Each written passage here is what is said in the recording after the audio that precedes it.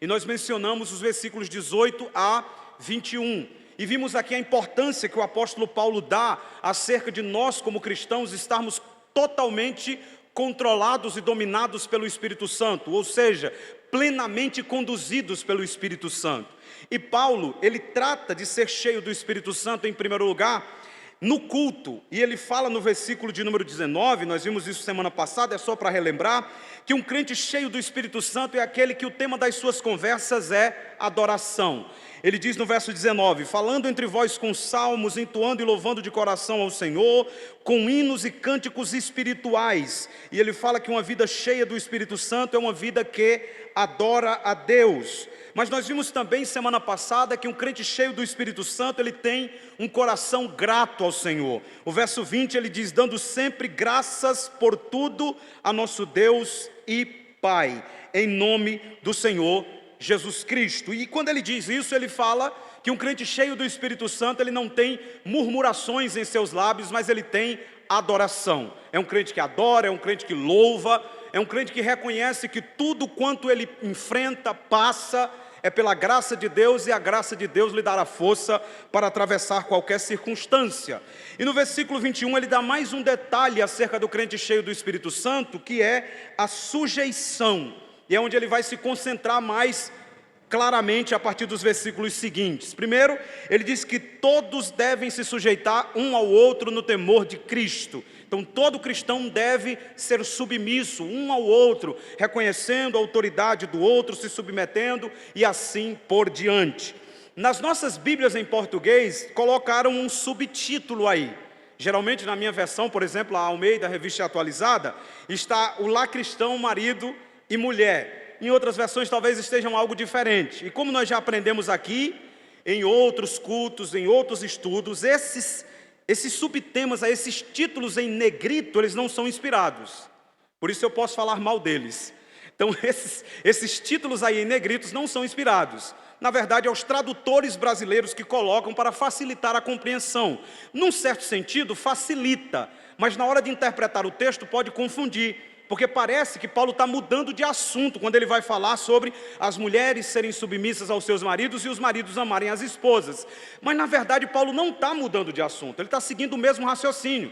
A questão é que nos versículos anteriores ele falou de um crente cheio do Espírito Santo no culto público. Agora ele vai falar de crentes cheios do Espírito Santo, homens, mulheres, pais e filhos dentro do ambiente chamado família. Então ele não está mudando de assunto, o assunto ainda é o mesmo. É como ser cheio do Espírito Santo, é como ser plenamente controlado pelo Espírito Santo. Porém agora, Paulo vai se concentrar num crente cheio do Espírito Santo dentro da própria casa, que é o ambiente mais desafiador para sermos cheios do Espírito Santo. É o ambiente mais desafiador. Então é disso que Paulo vai tratar a partir de agora.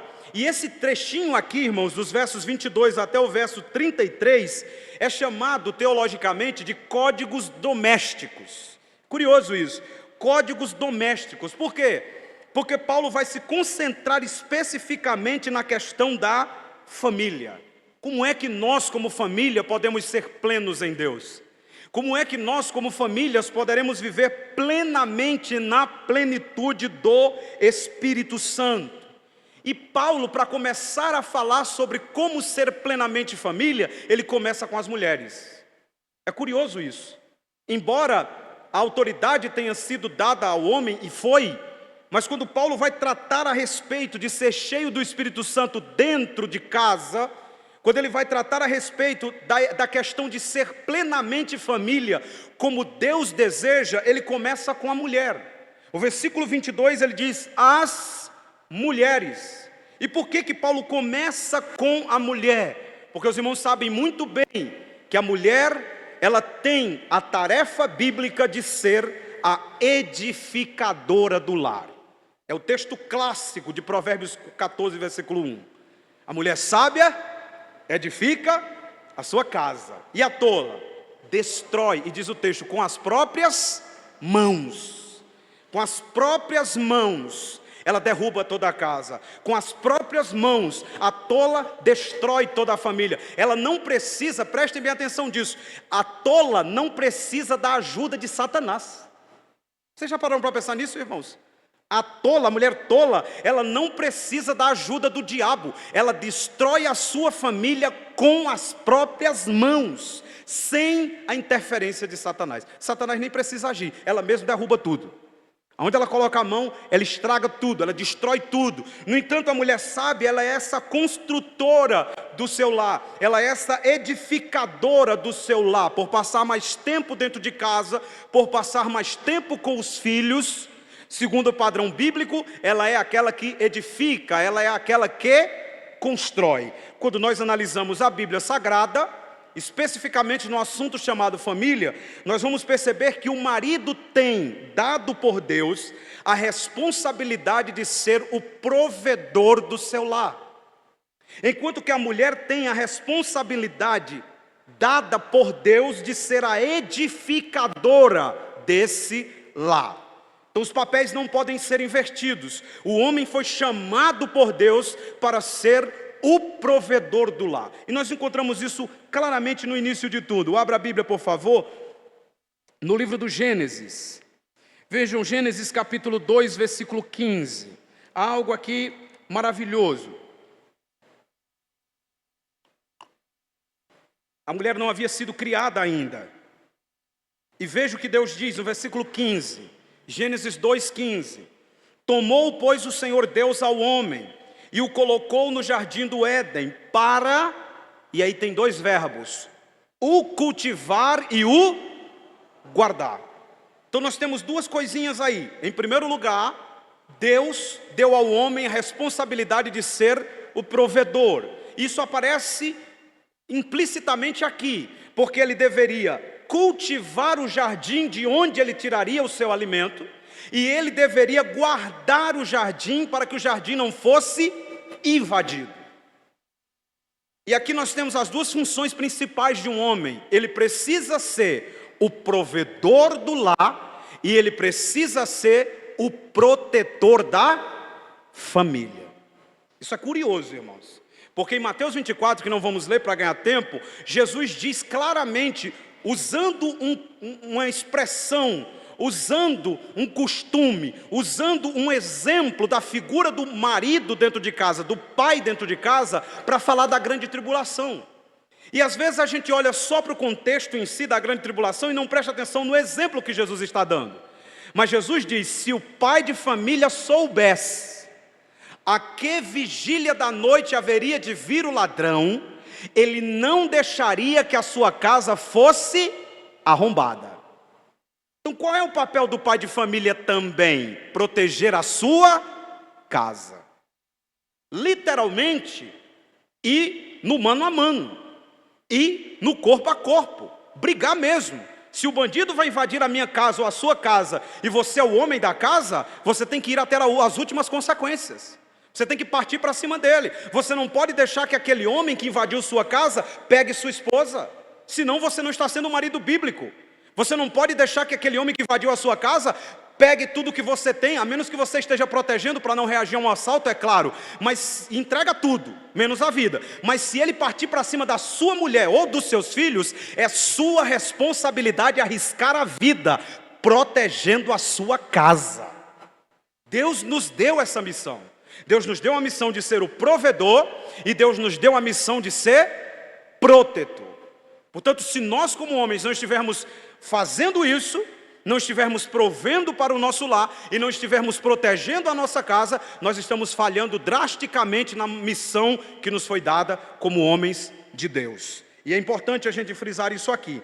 Já a mulher, Deus deu a ela a responsabilidade de ser edificadora do lar e auxiliadora do marido. Veja o versículo de número 18, na sequenciazinha. Deus diz aí, disse mais o Senhor Deus, não é bom que o homem esteja só, far-lhe-ei uma auxiliadora, que lhe seja idônea, far-lhe-ei alguém como ele, é o que Deus está dizendo, para lhe auxiliar. E nós vamos já explicar essa palavra auxiliadora de maneira mais prática, para os irmãos entenderem. O que nós temos que entender aqui, irmãos, é que a responsabilidade de trabalhar e botar comida dentro de casa, Deus deu ao marido. E os maridos devem entender isso, os casados e os solteiros que pensam em casar. A responsabilidade foi dada a nós. Isso significa que a mulher não pode trabalhar, pastor Marcos? Não, de forma nenhuma. À luz da Bíblia, a mulher pode sim trabalhar. Há mulheres na Bíblia que trabalham. Débora era juíza. Há outras mulheres que trabalhavam na Escritura, como por exemplo a mulher de Provérbios 31, que vamos já falar dela aqui. Mas o fato da mulher trabalhar e poder trabalhar pelas Escrituras não significa que ela tenha que ser a provedora do lar. Isso aqui é interessante, porque estão confundindo as coisas hoje. A mulher se torna a provedora do lar e o homem se torna a mulher da casa. E aí vai ter problemas. Biblicamente falando, essa inversão vai trazer sérios problemas para a família. Por quê? Porque o homem não pode se acomodar na mulher. Ah, mas ela recebe mais, não me interessa, faça alguma coisa. Você precisa prover dentro da sua casa. Você precisa, como homem, cumprir essa responsabilidade de marido que foi dada não por uma igreja, não por um pastor, mas foi o próprio Deus quem estabeleceu este princípio. O homem tem que ser o provedor do lar. A mulher pode trabalhar fora, irmãos, não há problema nenhum contra isso, não é pecado, mas ela não pode se tornar a provedora do lar. Por quê? Porque se a mulher se tornar a provedora do lar, ela vai deixar a desejar no seu papel como esposa e no seu papel como mãe. E também como dona de casa. Veja como o negócio é sério. Quando acontecer a queda, Deus repete a ordem. Veja, Gênesis 3, depois da queda, olha o que Deus diz a Adão no verso de número 17. É bom que a gente estabeleça esses parâmetros bíblicos acerca de como ser plenamente família. E a Adão disse: visto que atendestes à voz de tua mulher e comeste da árvore que eu te ordenara não comesses, maldita é a terra por tua causa, em fadigas obterá dela o sustento. Olha para quem Deus está mandando obter o sustento. Para o homem. É você que tem que tirar da terra o sustento para prover para a sua casa. E o texto prossegue: em fadigas obterás dela o sustento dentre os dias da tua vida. Em fadiga, os irmãos estão percebendo isso? Fadiga aqui não é apenas o cansaço comum do trabalho. Fadiga aqui é a exaustão. Quem tem que chegar em casa exausto do trabalho é o homem. Se a mulher chega em casa exausta do trabalho, totalmente cansada, ao ponto que ela não consegue fazer nenhum cuscuz, ela se tornou a provedora do lar. Ela assumiu a responsabilidade do marido. Então isso é complicado. É uma inversão. Então a mulher pode trabalhar? Pode. Desde que o trabalho dela fora de casa não comprometa suas responsabilidades de esposa, dona de casa e mãe. Se o trabalho comprometer essas coisas, está saindo do padrão bíblico. É o que a Bíblia está dizendo. Veja, versículo 18. Ela, a terra, produzirá também cardos e abrolhos, e tu comerás a erva do campo. No suor do rosto comerás o teu pão, até que tornes a terra, pois dela fostes formado, porque tu és pó e ao pó tornarás. Do suor do teu rosto, homem, você tirará o pão, você tirará o sustento, você será o provedor. Essa ordem não foi dada à mulher.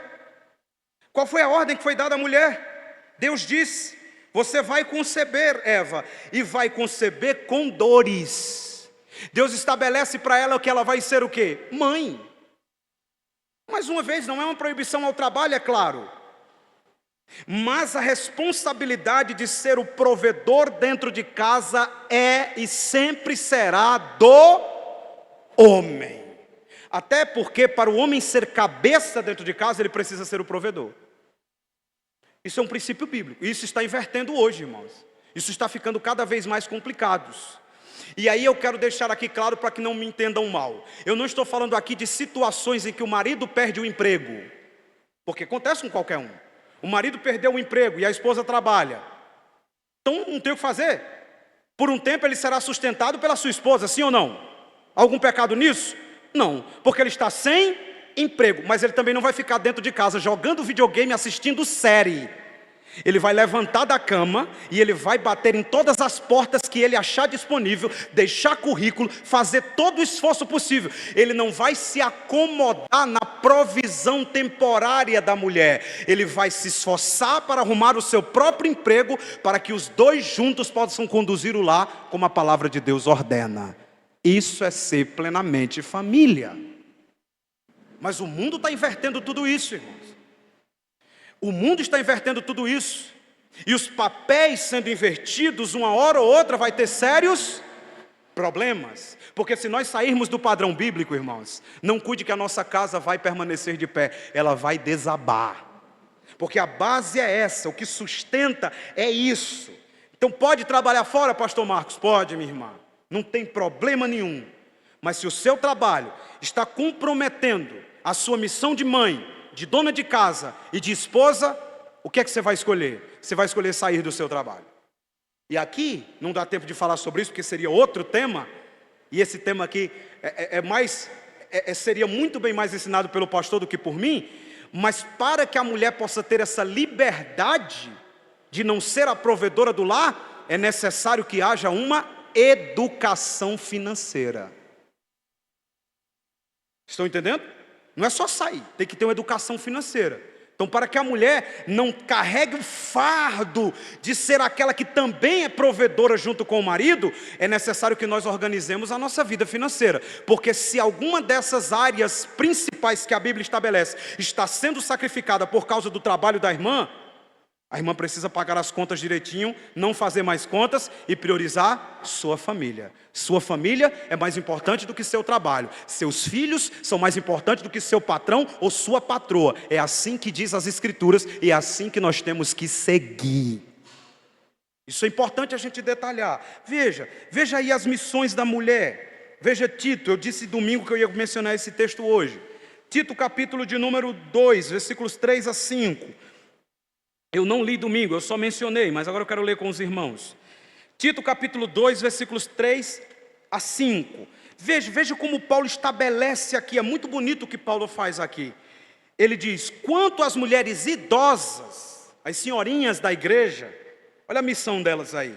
Semelhantemente que sejam sérias no seu proceder, não caluniadoras, não escravizadas a muito vinho, sejam mestras no bem. Aí olha o que é que elas têm que fazer. A fim de instruírem as jovens recém-casadas. A quê? A ser uma mulher independente. É isso que diz o texto? A ser uma mulher que não se submete ao seu marido. Afinal, você é dona do seu próprio nariz, minha irmã. Você tem que conquistar o mundo, minha irmã. Você precisa entender que você não pode ficar nesse campo de concentração chamada família, sendo doutrinada e oprimida pelo seu marido, porque esse é o discurso aí fora. Liberte-se. Você é jovem, deixe os seus filhos com as babás e vá para as baladas com as meninas mais novas. Sua vida foi privada. É isso que o feminismo ensina. É isso que o socialismo corrompido e perverso está ensinando nas faculdades. Mas não é esse o padrão da mulher bíblica.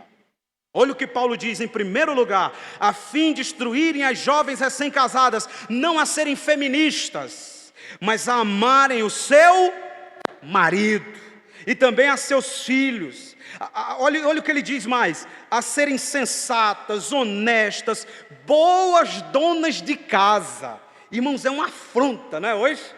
Porque hoje quando a mulher diz que é boa dona, você trabalha onde? Não, eu trabalho só em casa, eu sou dona de casa. Mas você é formado em algum... Eu sou formado, mas eu trabalho em minha casa. O meu marido, ele consegue manter a casa e disse que eu podia ficar em casa, sem problema. Não, você está oprimida. Liberte-se dessas algemas. Viva a liberdade, seja independente. Quando a Bíblia está dizendo, minha irmã, que ser dona de casa é cumprir um padrão bíblico, é honra para você ser a senhora do seu lar. cuidar bem de todo mundo. Quando o seu marido está ausente de casa, você é a autoridade lá sobre os filhos. Você é a autoridade lá na sua casa. Quando ele chegar, ele será autoridade, obviamente, mas você edifica o seu lar ali como uma boa dona de casa. Agora pense comigo, irmão, a gente ser casado com uma mulher que está tão ocupada com os serviços lá fora, que ela não sabe onde fica nem a mantegueira. Aí vai ficar os dois perdidos, porque o homem também não sabe. Os irmãos já pararam para pensar nisso? A gente nunca acha. E a mulher disse, se eu for aí, eu acho. E acha mesmo. Ela acha, não importa, você pode ter tirado do lugar, ela vai achar.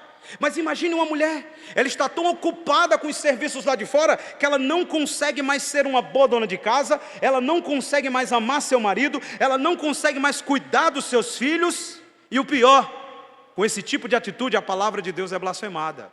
Porque Paulo diz aqui, a serem sensatas, honestas, boas donas de casa, bondosas, sujeitas ao seu marido, que nós vamos explicar daqui a pouco, para que a palavra de Deus não seja blasfemada. Paulo está dizendo, uma mulher que não cumpre esses requisitos, ela dá brecha para que a palavra de Deus seja envergonhada diante dos homens. Porque as irmãs aqui hão de concordar comigo, se eu sair de casa com a camisa amassada, alguém vai dizer assim, eita, mas o pastor não sabe passar uma camisa. É assim que vão dizer? Sim ou não? Não. Se eu sair de casa, e às vezes nós homens fazemos isso. Quem nunca fez, atira a primeira pedra. Às vezes você não deixa ela nem ver. Você está apressado, você quer sair com aquela camisa, e elas não deixam, elas querem passar. Aí você bota uma bolsa na frente e sai passando, quando você sobe no púlpito, meu Deus, ele pegou a roupa toda amassada. E ninguém vai dizer que o marido pegou a roupa toda amassada e veio para a igreja. Vai dizer que a esposa não passou a roupa dele. Irmãos, é uma responsabilidade feminina. E as irmãs não devem fazer isso com raiva. As irmãs devem fazer isso com alegria, louvando a Deus que Deus lhe deu um marido e lhe deu dinheiro para você comprar roupa. Se tem roupa para passar, é porque teve dinheiro para comprar. E se teve dinheiro para comprar, é porque Deus está abençoando. Mesma coisa a louça, vai reclamar da louça suja, por quê? Se está suja é porque comeu, se comeu é porque tinha comida. Então lave dando glória a Deus, porque tem tanta gente que queria lavar um prato e não pode porque está passando fome. Então as mulheres não devem reclamar dos seus trabalhos. Eu sei que é chato, eu sei que é ruim, eu ajudo eles lá em casa, é horrível lavar louça, eu odeio lavar louça. Mas se eu estou lavando, é porque eu comi. E se eu comi, é porque Deus me abençoou. Então eu tenho para comer, porque Deus me abençoou. Então louvado seja Deus pelos pratos sujos. Ruim é se tiver tudo limpo e não tiver o que colocar no fogo. Aí acaba com tudo. Mas veja, é necessário que a mulher seja isso aqui dentro de casa. Pode trabalhar fora? Mais uma vez, pode. Desde que a família não esteja sendo sacrificada. Porque em nome desse feminismo doentio que tem se instaurado na mente das pessoas, irmãos, a mulher está sacrificando o seu casamento. A mulher está sacrificando sua casa. A mulher está sacrificando seus filhos. É por isso que vai arrumar um emprego, a mulher vai arrumar um emprego, qual é a primeira coisa que ela tem que pensar? Pastor, eu acho que é no salário no final do mês. Não. A primeira coisa que ela tem que pensar é, este emprego vai me deixar ser mãe? Não importa quanto pague. Este emprego vai me deixar ser mulher dentro de casa? Este emprego vai me deixar ser uma boa esposa e uma boa dona de casa? Não. Então não importa quanto está me pagando, eu rejeito a oferta. Sim, vai viver no aperto? Vai. Vai viver em situações complicadas, financeiramente falando? Algumas vezes? Vai. Mas vai estar cumprindo o princípio bíblico. O nosso Deus não é mamon. O nosso Deus é o Senhor Todo-Poderoso. E foi Ele que estabeleceu isso na sua palavra. Então a mulher não deve pensar no quanto ela vai receber. Ela deve pensar se isso não vai sacrificar a sua casa. Porque, irmãos, a mulher de Provérbios 31, que é sempre usada como exemplo de uma mulher empreendedora, e era mesmo, como uma mulher que trabalhava fora, e trabalhava mesmo, mas ela nunca deixou que o seu trabalho em casa, e as suas funções de esposa, as suas funções de mãe, e as suas funções de dona de casa, ela nunca deixou a desejar. Vamos ver na Bíblia? Porque é bom estabelecermos o princípio na Bíblia. Provérbios 31, veja, Eu estava vendo um podcast de uma jovem, e ela estava usando esses exemplos da mulher de Provérbios 31, mas ela esqueceu de falar da mulher de Provérbios 31 como esposa e mãe. Ela só estava falando dela como empreendedora. E tome feminismo, e tome feminismo. E eu olhando lá em casa e pensando, mas meu Deus do céu, devia ler o texto todo. Porque tem aqui as partes, sim. Veja, Provérbios 31, 10. Mulher virtuosa, quem achará? O seu valor é sédio, de finas joias. E já começa dizendo que ela era esposa. Não começa dizendo que era empreendedora. Porque o primeiro e principal trabalho da mulher é ser esposa. Olha como começa. O coração do seu marido confia nela, e não haverá falta de ganho. Ela lhe faz bem e não mal, todos os dias da sua vida. Como é que começa? A mulher de Provérbios 31 é uma boa esposa. Aí vem, ó, empreendedora, costureira ela. Ó. Busca lã e linho e de bom grado trabalha com as mãos. É como um navio mercante, de longe traz o seu pão. Trabalhadora, trabalhava, costurava.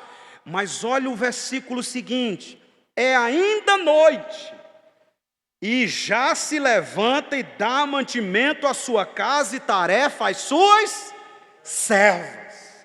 Menciona que ela trabalhava fora, mas menciona imediatamente que ela não deixava desejar a casa. Ela era uma boa dona de casa. Era ela quem dava mantimento. Ela tinha empregadas aos seus serviços, mas era ela quem dava ordem às empregadas. Ó, vocês vão ter que fazer isso aqui. Ó, eu quero que seja feito dessa forma. Já viu? Aqui eu acredito que não deva ter não. Mas já viu aquela mulher que bota pessoas para cuidar do filho, pessoas para cuidar da casa, pessoas para cuidar da roupa, pessoas para cuidar de tudo. Ela não sabe dentro de casa de nada. O marido não tem como dizer eu gosto da tua comida, porque ela não cozinha. O marido não pode pedir para ela ter cuidado com uma roupa com uma mancha, para não manchar de água sanitária. Por quê? Porque ela não lava roupas. O marido não pode pedir para ela mudar o móvel da casa de lugar. Por quê? Porque ela não arruma a casa. Esta mulher não faz nada. Não é a mulher de Provérbios 31. Veja como o negócio é sério. Ela dá mantimento. Ela dá tarefas. Veja o 16, empreendedora agora. Examina uma propriedade, adquire, planta uma vinha com as rendas do seu trabalho, cinge os lombos de força, fortalece os braços. Ela percebe que seu ganho é bom, sua lâmpada não se apaga de noite. Aí no versículo 19, ó, estende as mãos ao fuso. Mãos que pegam na roca, que são ali os aparelhos de costurar. Abre a mão ao aflito e ainda se estende ao necessitado. No tocante à sua casa, Salomão está toda hora, ou melhor, a mãe de Lemuel está toda hora mencionando que ela é uma mulher do lar. Ela trabalha fora, mas ela não sacrifica a casa. Veja, no tocante à sua casa não teme a neve, dias frios, pois todos na casa andam vestidos de lã escarlate, faz para si coberta, veste-se de linho fino, de púrpura, seu marido é estimado entre juízes, quando se assenta com os anciãos da terra. Ela faz roupas de linho fino, era vendedora também, ó, vende-as e dá cinta aos mercadores. A força e a dignidade são seus vestidos. E quanto ao dia de amanhã, ela não tem preocupações. Fala com sabedoria, a instrução da bondade está na sua língua. Aí veja o versículo 27. Atende ao bom andamento da sua casa. Sim, ela trabalhava fora, mas ela não sacrificava seu dever de mulher, de mãe e de dona de casa. Se a irmã trabalha fora e a irmã consegue cumprir esses requisitos aqui, de mulher para o seu marido em todos os sentidos, de boa mãe e de dona de casa, então está tudo bem. Então está, louvado seja Deus por isso. Você é a mulher de Provérbios 31. Veja o 28. Levanta-se os seus filhos e lhe chama ditosa. Seu marido a louva dizendo, muitas mulheres procedem virtuosamente, mas tu a todas sobrepujas. Ou seja, seus filhos se levantam e elogiam ela. Então ela tinha contato com os seus filhos. Porque tem mulher, irmãos, que está ganhando o mundo lá fora e perdendo os filhos em casa. Não tem uma conversa de mesa com o filho, porque está sempre atrasada. Está sempre em cima da hora. Está sempre precisando sair. Está sempre precisando correr. Nunca participou de uma reunião escolar do filho. Nunca foi numa apresentação de Dia das Mães, ou seja lá qual dia for, do filho na escola. Por quê? Porque ela não pode sair do trabalho dela e ela está perdendo a infância das crianças. Isso não é ser mãe, meus irmãos. Isso não é ser mãe. Mas sabe o que estão fazendo agora? Ao invés de abandonar os trabalhos que sacrificam a casa, e o dever de mãe e o dever de esposa, como não querem abrir mão do trabalho para ser mãe, esposa e dona de casa, agora inventaram de ser mãe de bonecas. Irmãos, essa é a maior estupidez que eu já vi em toda a minha vida. Uma mulher só pega uma boneca, que é o bebê reborn, as mães do bebê reborn. Não é mãe, é louca. É um idiota. É um imbecil, irmãos. Sinceramente, é perder a sanidade mental. Irmãos, que loucura é essa que nós estamos vendo neste mundo de hoje? A mulher não diz ser mais mulher, a mulher agora diz ser homem. O homem não diz ser mais homem, agora diz ser mulher. Os jovens agora estão virando animais, andam de 4 pés no meio da rua. Eu estava vendo quando eles em casa um que disse que agora se vê como cabra. E está fazendo tratamento psicológico para deixar de falar e apenas berrar. E agora as mães não querem mais dar à luz a filhos, elas querem ser mães de bonecas. Irmãos, quem pega uma boneca e finge ser seu filho em idade adulta é quem tem Alzheimer. Já viram isso? As velhinhas com Alzheimer, ela pega a bonequinha e diz: aqui é meu filho. Minha avó está com Alzheimer, ela pega uma boneca lá e diz que era meu pai. E a bonequinha é bem branquinha. E meu pai é bem moreninho, não tem nada a ver. Irmãos, isso é a maior idiotice do mundo. Essas mulheres que se apresentam como mãe dessas bonecas, elas não são mulheres independentes como estão passando. Elas não são mulheres modernas, elas são loucas, elas são ridículas, elas são estúpidas, elas são uma vergonha para a sociedade. Isso é a maior estupidez já vista na história, uma das maiores, mas talvez essa seja a maior. E a Globo, no Fantástico, que eu disse aqui aos irmãos, o Fantástico é um problema ideológico. Domingo agora no Fantástico, no Dia das Mães, eles não chamaram uma mãe de bebê, criança, humano. Não, eles chamaram mães de bonecas, mães de bebê reborn, para celebrar o Dia das Mães. Irmãos, idiota quem faz, idiota quem assiste. E mais idiota ainda quem acha que isso aí é correto. Eu sei que os irmãos não acham isso, eu estou falando isso porque está sendo gravado. E não para por aí. Um padre muito famoso no Brasil adotou uma bebê reborn. Sim, adotou. E ele não é pai, irmãos, e nem é padre. Eu não tenho nada a ver com o catolicismo romano, mas ele é uma vergonha para o sacerdócio católico. Queridinho da Globo, só vive lá. E diz ele que adotou essa bebê reborn para homenagear a sua mãe. E eu sei que esse vídeo vai circular, mas se a mãe dele estivesse viva, ela internaria ele, porque está louco. Ele está maluco, irmãos. Isso parece brincadeira, mas isso é um atentado direto contra a família, contra a maternidade e contra as sagradas escrituras.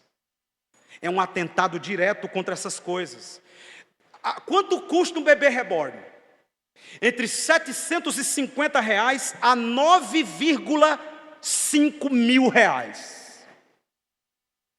Quanto mais parecido for, mais caro é. Eu pergunto aos irmãos, esse dinheiro não poderia ser investido em crianças que estão passando necessidade? Sim, poderia, mas não. As pessoas preferem adotar uma boneca. E agora estão indo para prontos socorros, com a boneca na mão. Socorre que ela está com febre. Irmão, se eu sou um médico, eu vou preso, irmão, porque eu digo assim: sai daqui, louca! Aí isso atende a boneca e a criança com febre, ser humano mesmo, morre no corredor do hospital. Que país é esse que nós estamos vivendo? Que país é esse? E virou moda agora, irmãos. Virou moda. Isso só mostra o quanto o ser humano distante de Deus, ele é estúpido, idiota e cruel. E cruel. Porque ele poderia estar fazendo o bem para as crianças que passam fomes. Eles deveriam estar fazendo o bem para crianças que passam necessidades. Mas não. Eles preferem adotar bonecas para não ter que largar o emprego. Depois eles largam a boneca lá dentro, em cima do armário. Deixa para lá. Estão largando até filho, não vão largar boneca. Depois largam. E isso, irmãos, quando eu vejo essas coisas, dói no coração. Primeiro a gente ri, porque é ridículo. Mas depois dói no coração, porque a maioria dessas pessoas são saudáveis. Elas podem ter filhos. Sim, podem. E às vezes nós tentamos ter. As nossas esposas muitas vezes fazem campanhas e campanhas de oração. Quantas vezes não vimos isso aqui? Para ter filhos. Fazem tratamentos, se entristecem cada vez que desce ali os seus dias. Elas ficam tristes porque estavam esperando que o bebê viesse e não veio. Essas outras, irmãos, podem ter filhos, mas preferem adotar bonecas. Eu só tenho uma coisa para dizer com isso, irmãos. E eu vou terminar o sermão agora porque a hora já foi embora, mas eu tinha que falar isso aqui para vocês. Diante de pessoas como essas, eu diria para elas o que o rei Aquis disse em 1 Samuel 21:15. Quando Davi se fez de doido, o rei Aquis diz assim: já não bastam os loucos que tem aqui para vocês me trazer mais esse? É isso que eu digo a essas pessoas, irmãos, que estão me ouvindo e vão me ouvir depois. Não estão ouvindo agora, que geralmente é só os cristãos, mas vão ouvir depois. Se vier para mim com essa história, daqui uns dias, pastor, vamos chegar aqui com um bebê reborn para apresentar. E eu vou dizer: já não basta os loucos que tem aqui, não tragam mais. Queridos, vamos ficar em pé. E o pastor vai encerrar agora, e semana que vem a gente continua falando sobre a submissão da mulher. Que Deus abençoe.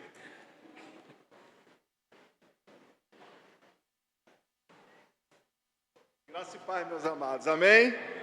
Senta aí 2 minutos. O bolso furou aqui, o celular ia caindo. Senta aí 2 minutinhos para dar o aviso. Tem casais aqui essa noite? Já deram o nome lá no grupo de casais? Tem que dar o nome, meu amado.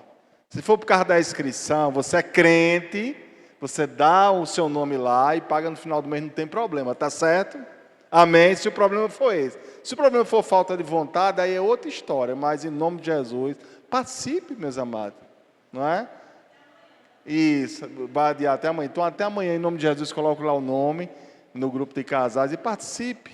Tá bom? Vai ser uma bênção. O melhor investimento que você pode fazer não é no ouro, não é na prata, não é comprar esses bebezinhos para revender, viu? Não é isso não. O melhor investimento é no seu casamento. Amém? Amanhã é o culto de oração às 20 horas. Sábado, nós vamos estar aqui, podcast, né? Reunião de casais aqui. Eu, Nerismar, pastor Marco e a irmã Anaílis. Vai ser benção. Domingo, escola bíblica dominical, às 9 horas, e de noite, um culto para a glória do Senhor. Amém? Vamos ficar de pé. Vamos estar orando. Amém. Se trouxeram, viu, pastor Marcos? Sabe o que o senhor falou? Um bonequinho para apresentar, eu toco é fogo aqui. Vou sacrificar o Senhor, né? Pai amado, Pai bendito, obrigado por essa noite, obrigado pela Tua palavra, Senhor. Tem misericórdia das nossas famílias, das famílias, Senhor Deus, do Brasil, Pai.